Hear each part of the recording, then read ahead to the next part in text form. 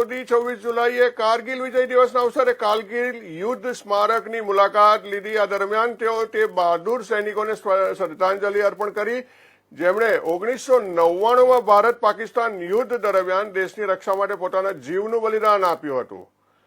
PMO દ્વારા જારી કરવામાં આવેલા નિવેદનમાં કહેવાયું છે કે 26 જુલાઈએ 25માં કારગિલ દિવસના અવસરે કારગિલ યુદ્ધ સ્મારકની મુલાકાત અને વીર જવાનોને શ્રદ્ધાંજલિ આપવા માટે વડાપ્રધાન પહોંચ્યા હતા। બલિદાન આ સમય દરમિયાન વડાપ્રધાન નરેન્દ્ર મોદી વ્યૂહાત્મક રીતે મહત્વપૂર્ણ સિંકુનલા ટનલ પ્રોજેક્ટનું પ્રથમ વિસ્ફોટ કરી ઉદ્ઘાટન કર્યું હતું।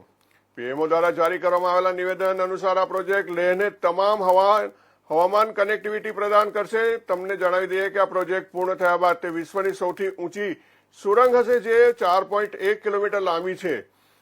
તે નીમુ પદુમુ દારચા રોડ પર લગભગ 15,800 ફૂટની ઊંચાઈ પર બાંધવામાં આવનાર છે। જ્યારે આ પ્રોજેક્ટ પૂર્ણ થશે ત્યારે તે વિશ્વની સૌથી ઊંચી ટનલ હશે જે વ્યૂહાત્મક દ્રષ્ટિકોણથી પણ ખૂબ જ મહત્વપૂર્ણ હોવાનું કહેવાય રહ્યું છે। આનાથી સશસ્ત્ર દળો અને સાધનોની ઝડપી અને કાર્યક્ષમ હિલચાલ સુનિશ્ચિત થશે।